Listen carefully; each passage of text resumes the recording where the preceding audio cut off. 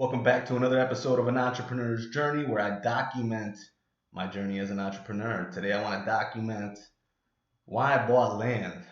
Again, this is all for case when I get too old, I won't remember these things, and I want to make sure that I have a reference point and I understand why I was doing it at the time of doing it, as well as it does great for SEO, right? Right, guys?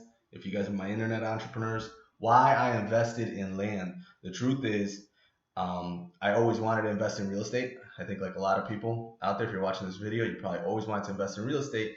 And what I realized is I didn't have a lot of money when I first started.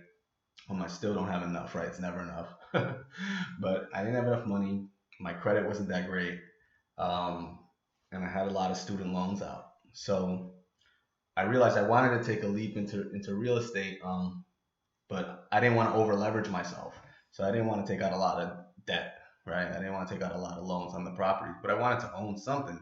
And the truth is, I invested in real estate because I just got really mad one day after pricing a ton of houses and buildings that I couldn't afford.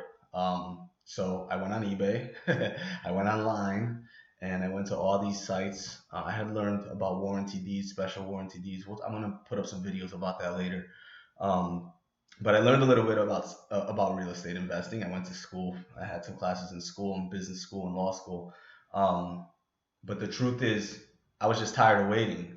And for $500, $1,000, I could buy a piece of land somewhere in America. And I was done dealing with banks. I was done filling out forms and doing things on their terms. I had the cash. I was willing to buy it. Um, and I bought it. So why is a little bit deeper. Why then, I guess, is the real big question. And the truth is, I don't think land investing is always the best idea. So there's going to be a lot of gurus out there that'll tell you, oh man, this is the way to make money, right? This is the only way to make money. Everything has seasons. So land investing at certain times can be a good idea, and certain times, residential properties can be a good idea, or hotels can be a good idea, casinos, right? Whatever that real estate is. But back to land investing, like I said, I did it because I didn't have the money, and it was the right time. So this is 2009 when the real estate market crashed. I saw condos going for, $200,000 condos from the city going for, 50,000, 40,000, 30,000. And I'm saying to myself, oh man, if I just had the money, right? But I didn't have the money. So you can either let opportunity slide or adjust and pivot, right? And change your picture, because if you can't accomplish a certain picture, then you're just stuck as a daydreamer, man.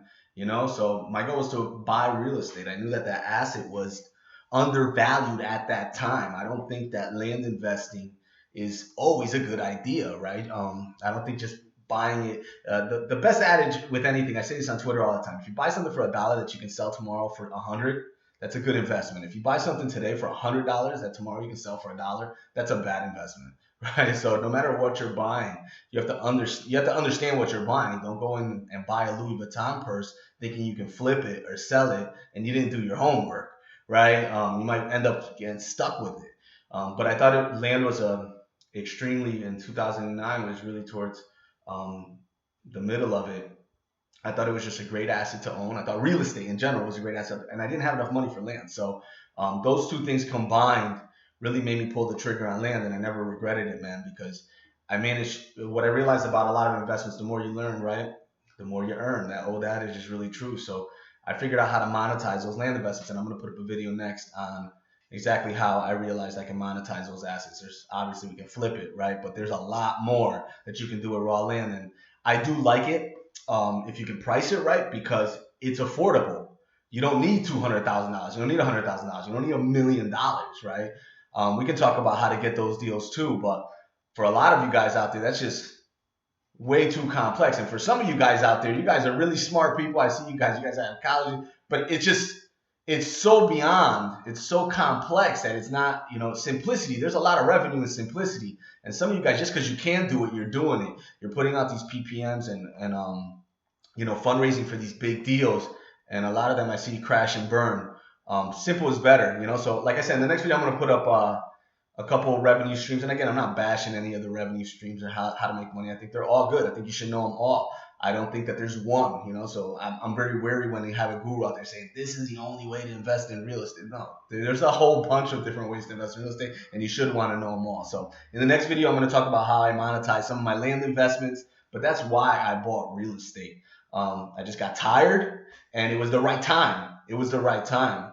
One quick note on timing: to know when is the right time, you can't, beware of geeks with graphs. Warren Buffett says, right? Beware of geeks with graphs. But I'll tell you something. A mentor, Tony Guistra. I hope I'm not butchering his name. He's on. I can't even. It's Mr. Guistra. I don't even want to say his first name because I have so many mentors online. But this guy's a millionaire. He said he had a big gold investment, and he said, "When are you going to sell it?" He said, "I don't know the exact date, but I can tell you what people are going to be thinking. They're going to be really excited about the price of gold, and they're going to be buying it all up." He goes, "That's when I'll sell the investment." And for me, I had realized that myself a couple years earlier, that the best time to buy an investment, you don't know what date it's going to be, but you know the general feeling of the public when you're buying that investment. And it's generally a feeling of fear. So when I bought into my land portfolio, the majority of my land portfolio, when I bought in 2009, it was a real tense situation. Everybody around me was saying real estate's a horrible investment because everybody's houses were getting foreclosed on, right? So nobody wanted to invest in real estate. I knew, my gut instinct knew right there, it kicked in and said, okay, this is a great time to invest because everybody's saying it's a horrible thing. And sure enough, the prices were depreciated. Go back and look to 2009, 2008. The prices were depreciated because everybody's going through foreclosures. The banks were going out of business. But I didn't know that timing was going to happen. What you're going to feel is the market, right? The people around you start saying, it's horrible. They say buy when there's blood on the street, right? So if you're in the middle of a war, the property, they're giving it away, right? But the wars end.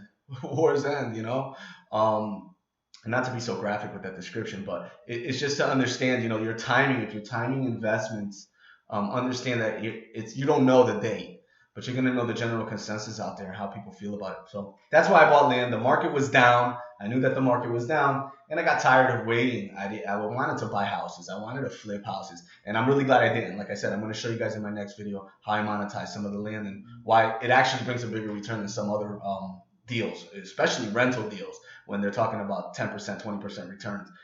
Land blows that out of the water if you know how to do it right and you're patient. So let's talk about that in the next video, guys. Thanks for joining me. Subscribe, click like, follow me on Twitter at Nicholas Coriano.